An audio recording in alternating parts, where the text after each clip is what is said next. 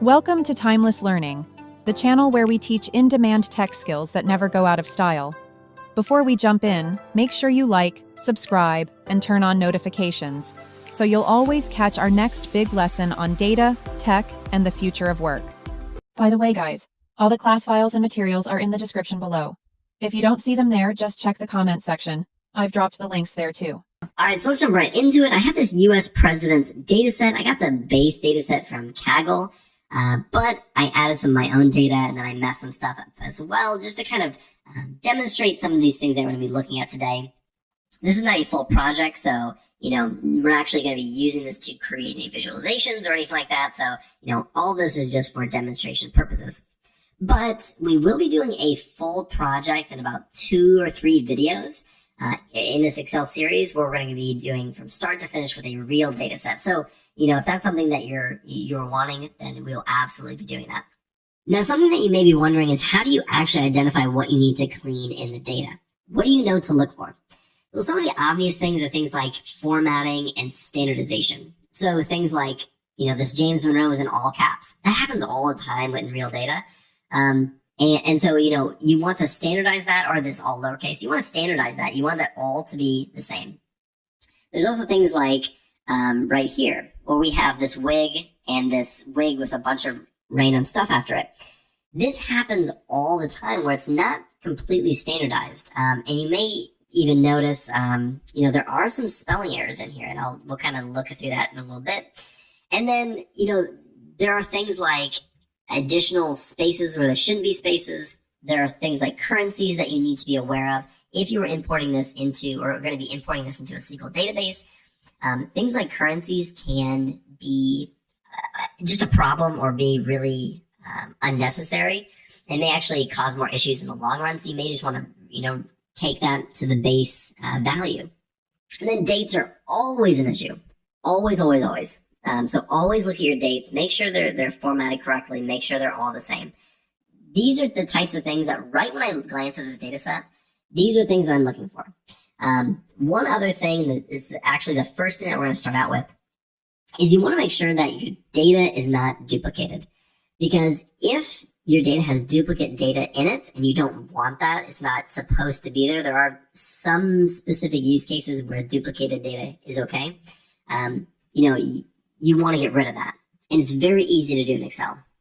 The first thing we're going to do, we're going to go to this data tab.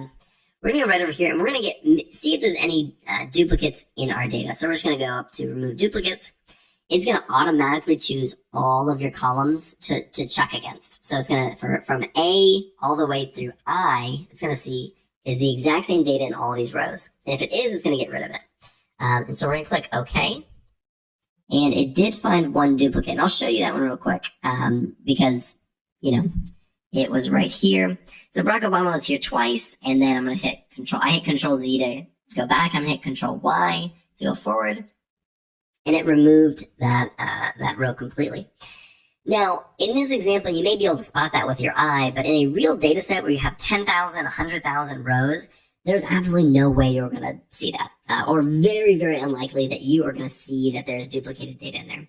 So just running a quick dedupe or removing of duplicates, that is really important to make sure that you have gotten rid of those things. So that's one of the first things that I do. We're going to go into a lot of these different columns, and I'm going to kind of show you different techniques or things that I do when I look at actual data. So I'm going to come right over here. I'm going to insert. And this is what I actually do. I usually create a separate column, especially when I'm working with this, because I don't want to change this one. I don't want to go in here and, say equals upper, equals proper, etc. There's a lot of different ways that you can change names, or not a lot, but the main ones that you can change names, and all of them are completely okay. So for example, I'm going to hit equal upper, and I'm going to go like this and close my parentheses. So I selected this cell, I close my parentheses, I hit enter. It is and I'm going to hit in the bottom right, I'm going to double click this. It's going to apply it to all of them. It is completely okay to have your data like this if you want it to be like that. If you want it to be all lower, you can do that. If you want it to be in proper case, you can do that. There are different uses for all of them, and honestly, as long as it's all the same, typically it's okay. But if, for example, if you're selling this to like a third-party company or something like that, they may have what they want for their ingestion process when they take your file in. If you send, a weekly file or a monthly file, they may want it exactly how they want it, and you can change that to what they want. But as long as it's standardized for you, it's all the same for you, that is a good thing. So now we have all of these in the proper case. That's typically what I do, or I use upper. Those are the ones I use the most. I don't usually use lower. And if you go in here and you type in lower, it changes it to all lower. I don't typically do that. And I'm going to say president dash fixed. And so now all of these names, all of these different uppercase and lowercase, these are all fixed. And it just makes it so much easier to read, and you don't have different uppercase and lowercase issues. It's all the same. So I'm going to keep that right there. If we move a little bit to the right, if you look at this prior, now this prior is a mess. It has stuff all over.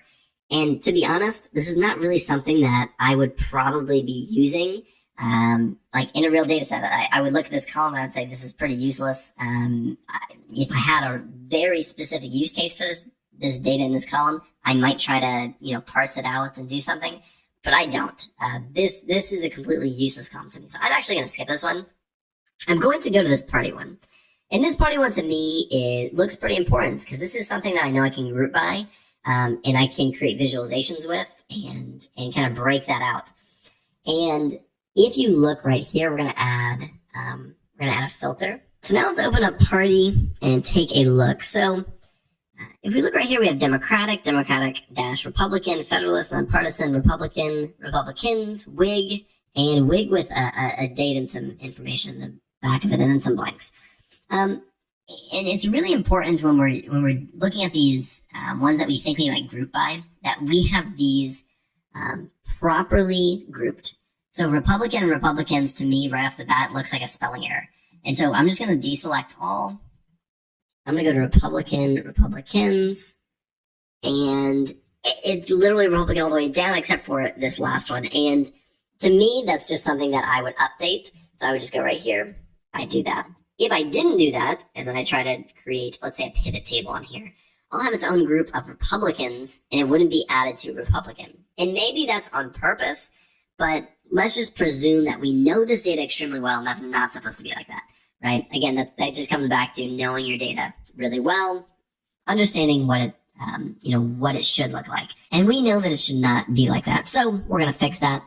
The next thing that we're going to fix, and as you can see, it got rid of it. Next thing we're going to fix is this Whig. That's just like an error. That's some issue on the data side. And we're just going to fix that by updating it. And that's it. I would always be keeping a copy of this with the raw data somewhere else, because this is presumably like a working document. This is not a, you aren't saving over your original file. Let's just say that. And then let's take a look at these blanks real quick. Okay. So there are these rows right here that have nothing. I think we're okay. But if we see anything different, 47, 48. Okay. So yeah, it's just these ones right here that have no data in it. Anyways, it's just seeing it in the filter. So not an issue at all. So, okay, we're looking good. We've gone all the way over. We fixed this president. We skipped this one. We cleaned up this party. And I kept this one in here because I'm not exactly sure if that's a Democratic or Republican. So I'm going to keep it its own thing. I'm not a huge history buff in that aspect. The next one right here is really easy. This is something that happens all the time. Especially on most often it happens on numerical data. So like, there'll be a number of 1001, and then there'll be a space after it for absolutely no reason. And it happens all the time. It does happen like this as well, where you'll see this. And all you gotta do is do trim and select the cell. We're gonna close that parenthesis, and we're gonna apply that all the way down. What is so fantastic about the trim is that it's really intuitive and it knows basically everything it needs to do.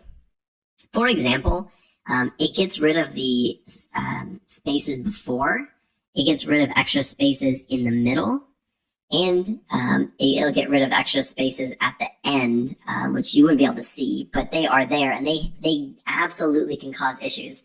If you have spaces at the end that you cannot see, let's take this one for example, like if I had spaces at the end, that can cause issues when you insert or put that into a database. That happens a lot with numbers. When you're putting that into SQL, that can cause issues. And so it is important to actually do that trim. And you can do that on all of your columns or just ones that you know you're having issues with. But once you import that data into SQL, you will know if there's an issue or not when you actually try to start using it. So we're going to say vice, and we're going to say fixed. Oops, there we go. This next one is one that you'll run into a lot. When you're working with numerical data, you will encounter so many different issues. One that I run into a lot is I've worked with a lot of cost data or pricing data. And when it's in an Excel, it sometimes comes in with these currencies, like a $, a pound sign, things like that. And when you put that into SQL, it just is a nuisance, right? You're not going to be able to run, it's going to go in as a text or it's going to be like a string, right? Because it has that special character. And you don't want that. You don't want to have to then go in and then change things around. You just want to be able to start, doing calculations on those numbers. So what you can do is sometimes it'll come in as a text, sometimes it'll come in as a currency, which I think this one's a currency. We are just going to change that to be a number. And then we're going to get rid of these. Oops. And get rid of those. That, it doesn't look as pretty, but that is much more useful than actually having the currency on there with the decimals. This actually is so much easier when you want to use it for almost anything because you're able to add and do things properly in other systems. In Excel, I think it does understand it, but that can cause issues. So there is how you do that. The next thing that we're going to look at is these dates. And just notoriously, whenever I see a date field, I know there's going to be an issue with it. It's very rare that I get a date field that is perfect. It genuinely is a novelty when that happens. And most of the time it has to do with, let's say a date comes into Excel and it's in a text format, or a date comes into Excel and they're not the same. In this example, they are not the same. And we just want them to all be similar. They say date. If you look right here, it says date. It says date. It looks like it should be the same. But if we go like this, it all looks the same, right? There's no issues at all. If we were to try to use that, it may or may not be an issue, but we don't want to leave that to chance later on. If you're using this with Python or something like that, it can cause issues. Maybe not in SQL because it may see the underlying, what's in the underlying cell, not just what we see. But some systems won't. And so you want to make sure that they're all the same. And so, what we were doing back here with, with a party, and we were looking at this filter and identifying the issues, I usually do that on date fields as well. And oftentimes, just for demonstration purposes, oftentimes I will get something like that. And then I'll come up here and I'll notice that there's this one random number.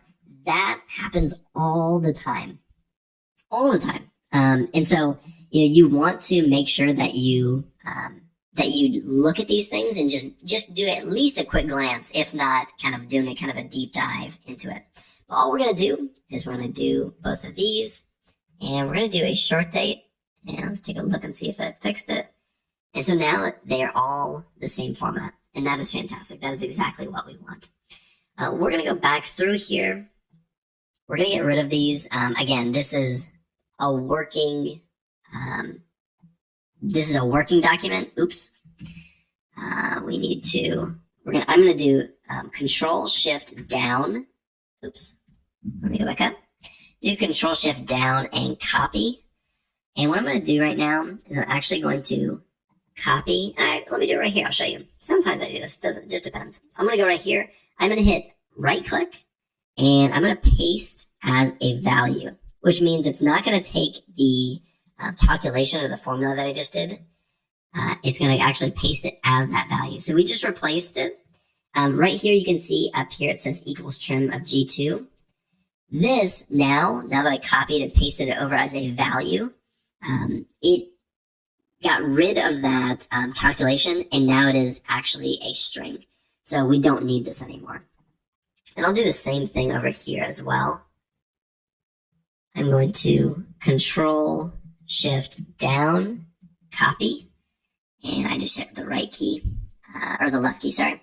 Now I'm going to right click and I'm going to do paste as a value. And again, it has this proper, and now it doesn't have the proper. It's actually the value that was here. So that's really important to note. And we're going to get rid of that one. And so now what we have is already looking much better. Now, one of the last things I want to look at is deleting columns that we are not going to use. And this is why it's so important to keep a backup or the raw data not in this file. Because if you start saving over this file and this is your raw file, that can mess up a lot of things. And that happens to me before, and it's terrible. And then you have to request another file, or you have to go back and find it or something like that. It's terrible. So this is our working document. So we can mess with this and do whatever we want for our purposes. Now, for us, I can already tell you that this prior is a bunch of nonsense, and we do not need it. We're not going to use it for anything, and if we have, this is a very small data set. It only has like, let's say, 1, 2, 3, 4, 5, 6, 7, 8. We have like 8 columns that we're, kind of using that has data, 8 or 9. Now, that's a small data set. I've had ones with literally like hundreds, and it has so many columns, so much data, and sometimes it's good to just trim it back to the things you're going to use. This to me is absolutely useless. We're going to delete that. And then right over here, it's pretty redundant. It's just one number off. But if we scroll down just a little bit, it's basically just counts. You could even call it a unique identifier if you want. Sure, why not? But we don't need both. So we're going to get rid of this first one. And now we have more of the useful and relevant data rather than the stuff that we absolutely know that we are not going to use. These date updateds and date createds, we may never use them, but we might. So it doesn't hurt to keep it on hand. Those other ones are ones that we are almost certain we will never use. Again, keep a backup. Just in case you need it, you can always go back and get it. So, if you go back to what we started with and you look at what we have now, it is much cleaner. It's much more usable. And these are small, subtle changes, especially with this very small data set of only like 50 rows or 46 rows. But you're going to be working with data sets that are thousands, tens of thousands, hundreds of thousands of rows. And you need to know how to kind of look at this data, standardize it, format it properly for what you're going to be using it for. If you're keeping it in Excel, there are different things that you may do than if you're putting it into a database or you're going to be using it using Python to access it. So you need to kind of know your use case, but these are some things that I do all the time to kind of clean up the data before I use it for something, whether I'm creating pivot tables or I'm inserting it into, or I'm putting it into SQL. These are things I do all the time. And so hopefully that helps give you kind of an idea of some of the things that you should be looking for when you're actually cleaning data. And it's really important to understand why you're actually making these changes and the reason you're making these changes, because some of the things that I did today may not be things you want to do on a different data set that has different uses and different purposes for. So, take everything that I've said and apply it with a little grain of salt to your data set, because your specific needs may be different than what I wanted when I was cleaning my data set. So I hope this was helpful. I hope this gave you a small glimpse of some of the things that I'm looking for when I clean a data set, or I get a new data set in and I'm kind of, analyzing it, figuring out what I need to fix in it. I hope this has been helpful. With that being said, thank you so much for watching. I really appreciate it. If you like this video, be sure to like and subscribe below, and I'll see you in the next video. Thanks for watching. If you found this helpful, please like, comment, and share this video with someone who's learning too. Don't forget to subscribe and tap the bell icon so you never miss another skill-packed lesson from Timeless Learning. Remember, the best investment you can make is in your own knowledge. Keep learning because growth is timeless.